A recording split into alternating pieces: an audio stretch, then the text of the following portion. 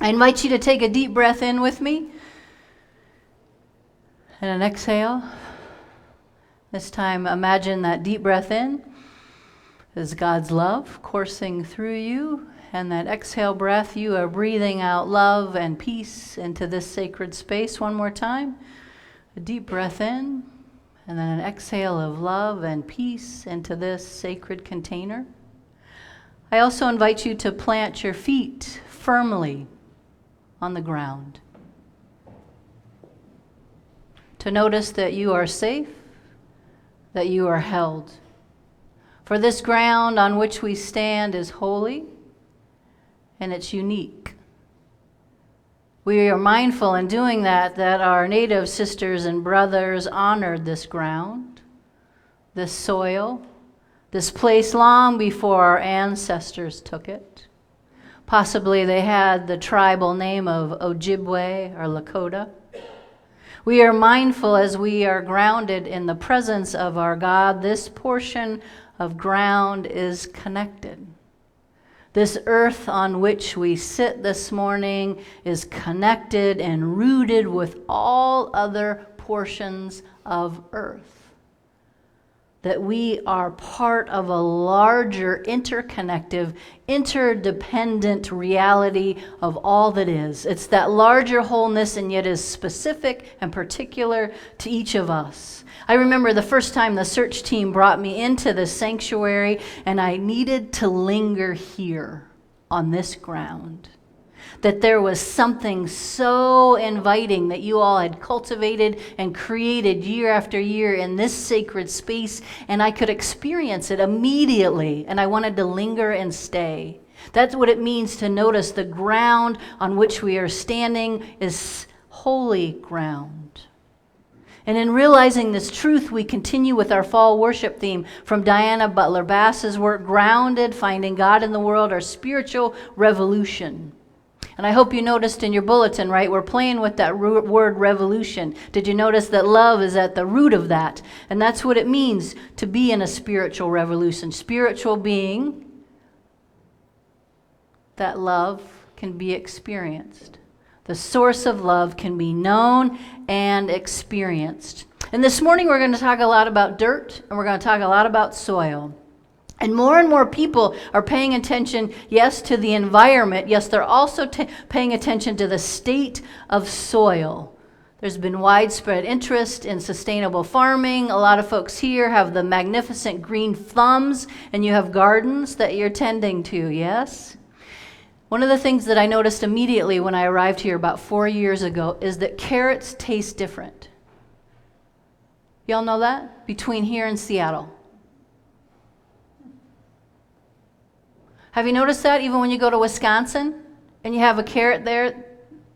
Anybody with me this morning? No? Have you noticed that carrots? All right.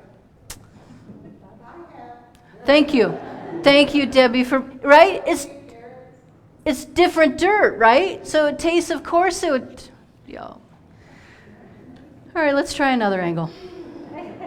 It would taste different, right? The different soil, because soil and the health of it depends, the vitality of our food depends on the health and the vitality of the soil. The vitality of soil and its nourishing connection between soul and soil. So between dirt and soul, there are so many magnificent stories, especially the one that Melissa lifted up for us this morning about the connection between our souls and the soil. And I know most of us are city folk, so we have a couple of steps away from, right, dirt, and yet we're going to still linger there today.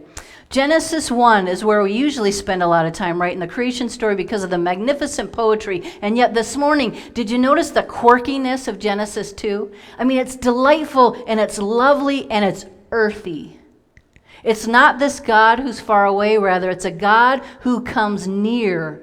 And yet there's no one to till the ground. And so God forms out of dirt and breath the first human. And we know it's poetry, right? And we're playing with metaphor. And yet this God who comes near and plays with dirt and breath to bring forth the first soil creature.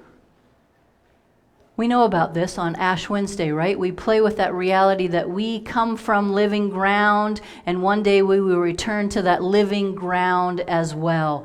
Yet once again, we encounter this countercultural narrative of the Babylonian creation myths at the time that were filled with destruction and violence, and yet our spiritual ancestors decided they needed that to look differently because of their experience of a God who comes near. A God who interacts with their water and their soil. And there's a relationship that's there between soil and soul. And yet so much of the life we live in now, there's this fractured relationship between the earth and our souls. Agronomist Wes Jackson, he says this: the idea that soil is limitless and can be used in any way human beings please is the devastating assumption of the modern world. He insists that soil is as much a non-renewable resource as oil. A non-renewable resource as oil. In fact, most of the soil that we have is from thousands and millions of years of geological events and an ice age, right? And things dying and then producing the soil that gives us life. And yet over the last century, millions and millions of acres of topsoil has been lost.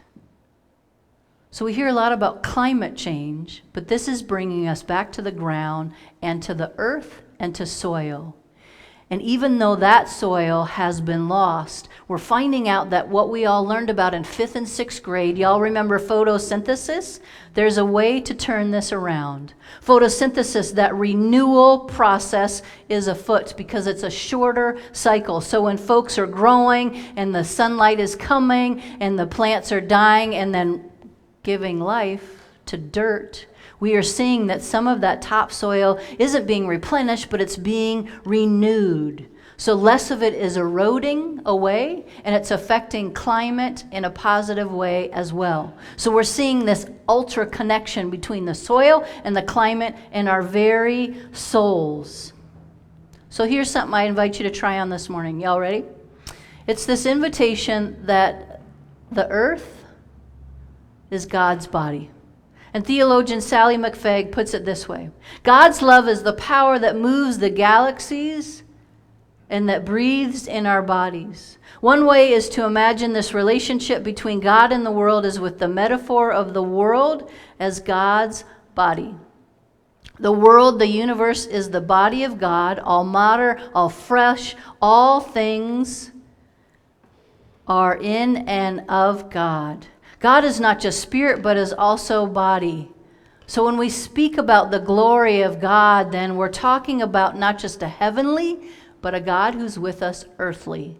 We're talking about this radical intimacy of God and the world. So it's a God who comes near. It's a God withness. And another way to describe that is panentheism. Different than pantheism, that en in the middle makes a big difference. Panentheism, working definition of that, is the idea that God is in and with all things.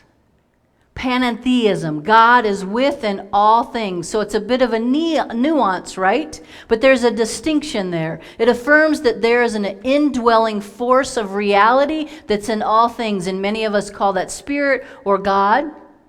And it draws all living relationships into relationship with all other things. So put it really simply, God is not a tree is not God, but a God is with the tree, and the tree is with God. It's the connection between soil and our soul. So what does any of this mean, right? What does this look like in reality? There's a farmer named Forrest Pritchard. He wrote a book called Gaining Ground. He's a farmer in Maryland. And he talks about this connection between the soil and the earth and our soul this way. He says on a cold day in February, when he found himself kneeling on the ground, a small swath of earth was now revealed. The soil was soft and dark. He said, I slid my fingers into the dirt, cupping a handful of earth to my nose. The aroma of the broken ground was profoundly rich, at once mysterious and inviting. In the depths of winter, with the pastures grazed low, the sycamores stark and leafless, the creek beds rimmed with ice, and the sky a gray blanket spread from mountaintop to mountaintop. Here the earth abided.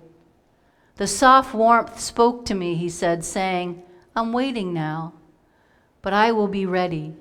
We are mutual participants, you and I intertwined. The language, he said, was as clear as if spoken aloud. It was no accident that I found myself on my knees, held there transfixed. My ancestors knew this communication. It tapped into who they were and who I was. We flowed together. The earth speaks to me, he said, as his cadence slowed. The soil, spirit, and us. It's all of a piece. We can know that, or we can ignore it, but it's real. Pritchard didn't use such God language, but he was talking about religion, wasn't he?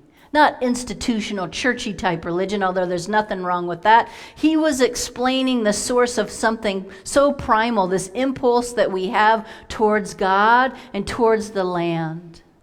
And so we'll end with the wisdom of Bass, as she said, we are here on the planet walking around on the same ground, depending on the soil for life, and God is with us. Earth is not an illusion, a tragic dream, or a spiritual metaphor. Earth is definitely for real. Finding God in the dirt allows us to experience faith and in many ways. What farmers have known for centuries, many are just now beginning to understand. This God that is with us, this God that is earth maker, God the gardener, God the ground of being. This God of dirt who came to me many times and said so many wise and delectable things. I lay on the grass listening to his dog voice, crow voice, frog voice.